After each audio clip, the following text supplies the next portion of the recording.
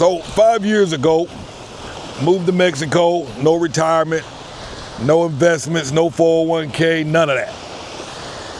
I was 48 years old, and the writing was on the wall that's like, hey man, you got about a good solid 10 years to get in, work hard, save money, and start making some better decisions, buy a house so you don't have a mortgage and rent.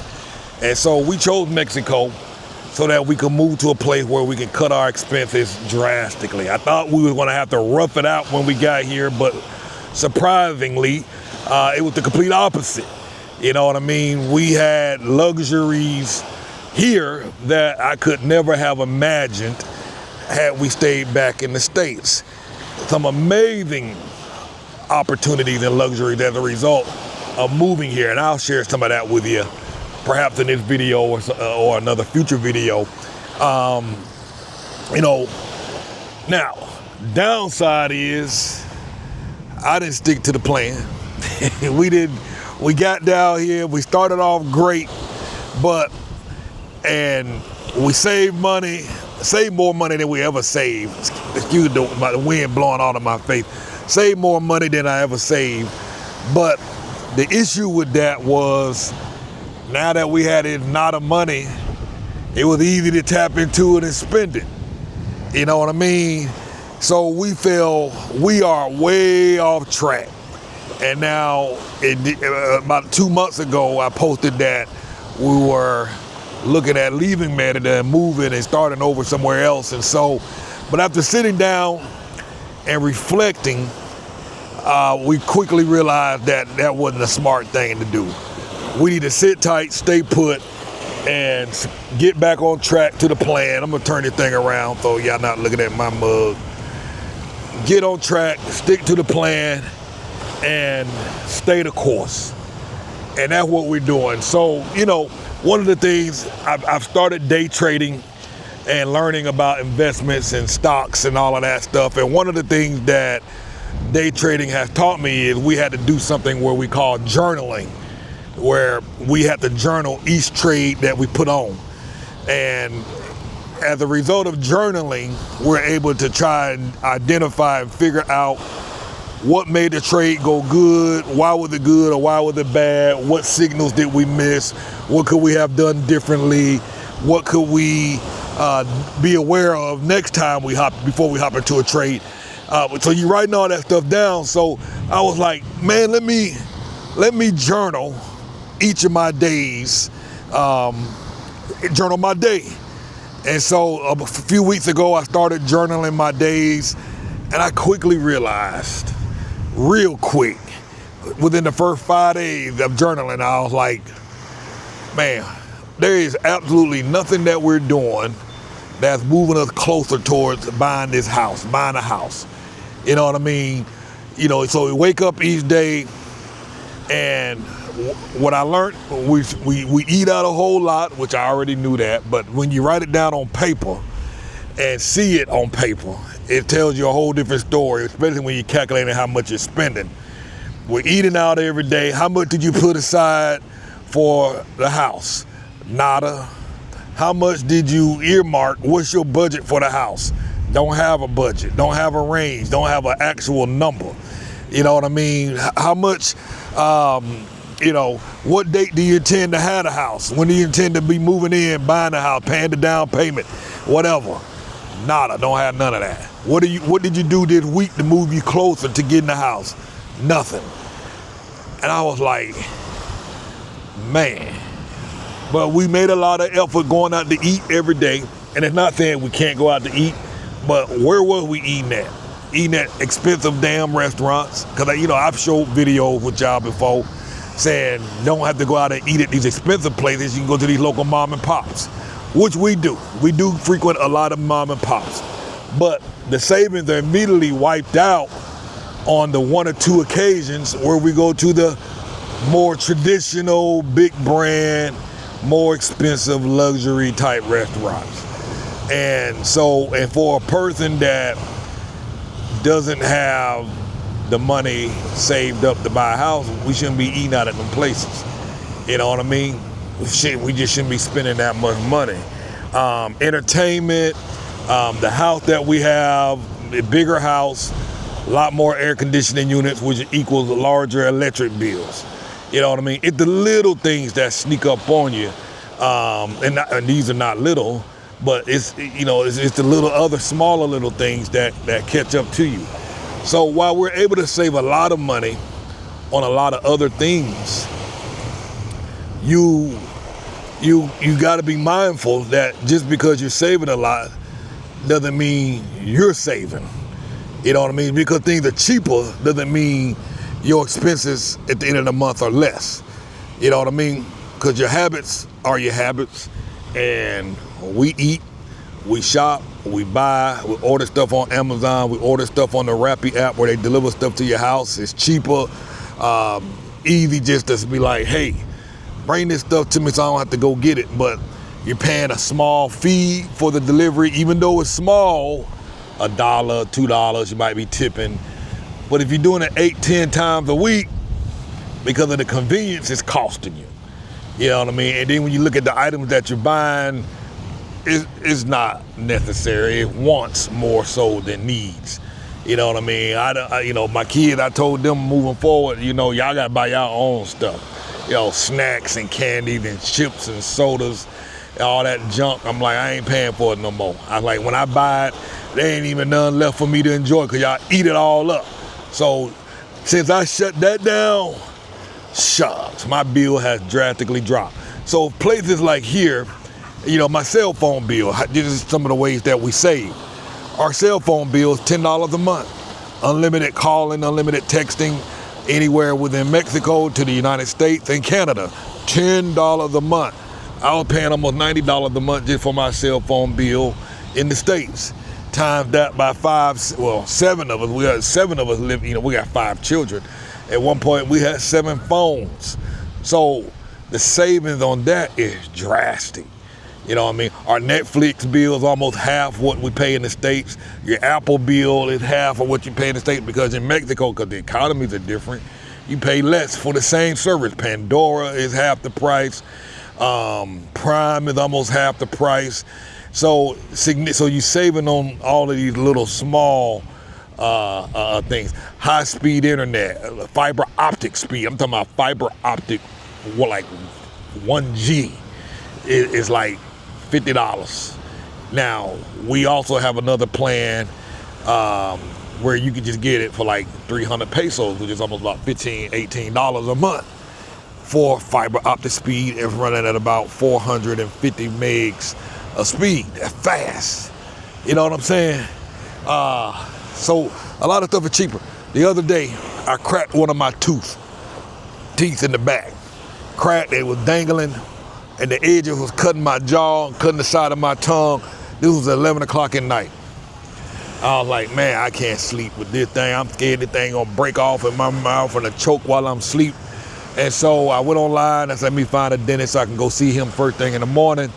And then there was 3 different dentists that's open 24 hours a day. I sent him a message on WhatsApp, and he texted me back 5 minutes later and said, hey, you can come in at midnight and we'll take care of it. I went in at midnight. I was out of there 45 minutes later. $80. And that's only because it was an emergency and it was late at night. If I had gone during the day, it would have been less than that. Where in America can you go see the dentist at midnight? Better yet, you won't even get a response at that time of night. If they have emergency services in the States, which I'm sure they do, it'll probably be starting at $500 or $1,000. It's gonna be jacked up. So I went. They took that part of that tooth off, gave me some antibiotics, and told me I got to come back in a week after my infection cleared down, and they're gonna go ahead and remove the other part. That's crazy. The other day, I had a lot of nonsense going on this week. The other day, I woke up, my car wouldn't start, so we figured it was the battery. A friend of mine, thank you, Jason, came through, gave me a jump, and car worked out fine. I'm like, okay, I'm gonna drive around for 30 minutes, charge it back up, thinking it was all gonna be straight. So rode around the rest of that day, car came back on rest of that day. But at nighttime, overnight when I woke up the next morning, it was dead again. So this was just 2 days ago, yesterday. And I went on the local Facebook group, the locals, not the expat groups, the local group for where I live. So every neighborhood generally have like a group where people who live in that area, you can post stuff, sell stuff, share stuff, all kind of stuff. Anything you need to know, want to buy, you can post in the group. So I went on there, anybody out here sell batteries in Concal, blah, blah, blah. A whole bunch of people came on and was like, hey, this place, you can go to this place, you can go to this place. And then somebody was like, hey, this place will come sell you the battery and install it in your car at your house. Send them a message. Let them 5 minutes later. He said, hey, he sent me some options, and I ended up buying a battery for, 2,400 pesos with a 1-year guarantee. The dude was in my house 30 minutes later after we talked, and they installed it. So that was about $135. The dude came and installed it. I paid them on the credit card. They took my old battery out, installed it, and he was out. Didn't have to pay extra for that. I imagine it was wrapped up in the services, of course. But these are the types of luxuries that you get, and it just makes it so worth it.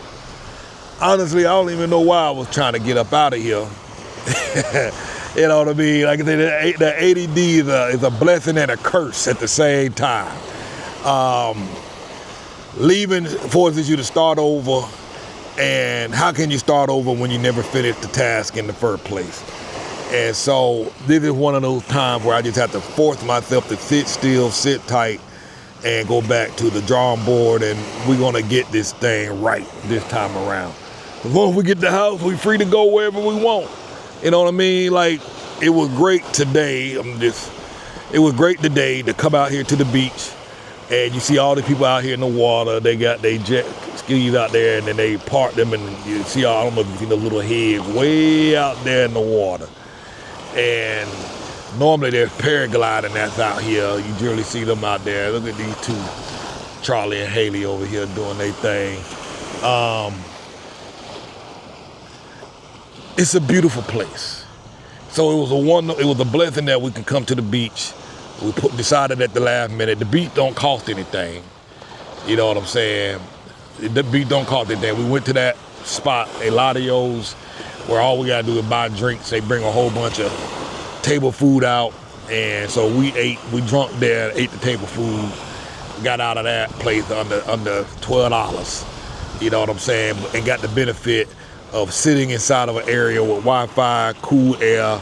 And the girls went on down to the beach area and hung out there for a while I just stayed inside and doing some research on my phone. So my advice to you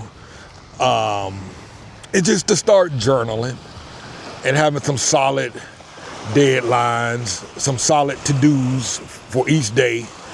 So each night now I wrote up a template. I created a template, and I on the thing, it's like, okay, what are your plans for tomorrow? What are 3 things you can do tomorrow that moves you closer towards your goal, and whatever that goal is. So I write all that down. So that way when I wake up the next day, I already know what 3 things I need to do. And I start with the first thing, and I can't do the second or the third thing until I'm finished with the first thing. You know what I mean? And so, and as long as I finish just one, if I don't finish all 3, if I finish one of them, I'm closer than I was before I started this. So if y'all like my template, if you are a member in our VIP group, I'm gonna post it inside the VIP group. I'm gonna post the template, print it out, write it out. I like writing it on paper with an ink pen or pencil versus typing it out. Write this stuff, print the sheets out, write it down on paper, and start moving closer towards your plan. Because like I say, once I started journaling, I realized I wasn't doing nothing. Nothing was happening. That's why 5 years later, I don't got nothing to show. You know what I mean? I got some things to show. You know what I mean? I got a house full of furniture. I got a car, got a house full of furniture, generator, and a few other things. I'm trading now. I'm starting to invest now. So I made progress, but I didn't achieve some of the fundamental things that would allow us to be much freer and mortgage or rent free, where we would have had even more money to save and invest, and the flexibility to bounce around and go if we chose to, had we got the principal thing done, which was the house. You know what I mean? So me and Haley I went to go pick up a commercial dehydrator yesterday because the girls want to start a business creating treats for dogs. And so went to pick one up yesterday, and we came across this old neighborhood, and the houses, with visually looking at these houses, you wouldn't think anything of them. You'd be like, oh, I don't want to live here, and the house not going to be nice. And I've always, said to y'all, don't judge these homes based on how they look. And so we went over there, knocked on the door because we wanted to buy the dehydrator from the lady.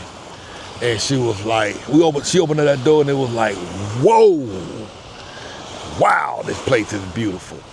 You know what I mean? But looking at the area and the street and the neighborhood, you would be like, ugh. And so I was like, how much y'all pay for this rent, if you don't mind me asking? She was like $350 a month. And I was like, wow. Now, it's way deep in town where the real locals live. You know what I'm saying? It's not fancy like the northern side of the city, but it was a beautiful house. The area was quiet. You ain't had no dog barking and all of that. So we dropped the ball on many things, paying too much for rent, because at the end of the day, you still want what you want. And it's not that what's the word I'm looking for? We didn't need it. Well, we didn't, what's the word? It wasn't what's the word I'm looking for? I'm trying to phrase this right. We should have gotten over what we wanted and should have focused getting what we needed. And honestly, for an aggressive plan in terms of saving, an aggressive savings and investing plan so that you can get the thing done, requires you to give up some things so you can get the thing that's needed. Hola, buenas tardes. In order to get the thing that you needed. Sí, muy bonito. Sí, sí.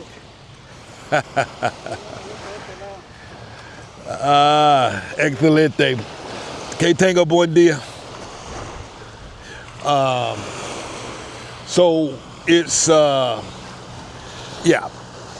get the thing that we needed versus getting the thing that we wanted. Because right now, the dollar sucks. The dollar is doing bad. So on that payment, when I would make it, when my rent was $750, $775, now I'm paying almost like $950. Made me mad. Now, if I had got a spot for $350 a month and it went up the 500, I'm still good. Bigger house, more electricity, et cetera, et cetera. So I don't know. I'm paying a good price for the house. You know what I'm saying? But I can do better. We can save even more. So I don't know if we want to move out of that house. I'm gonna do the math. Because you factor in all those deposits and stuff like that. So I don't know. I'm gonna work it out. So we're gonna figure some things out, because the kids looking at getting their own place.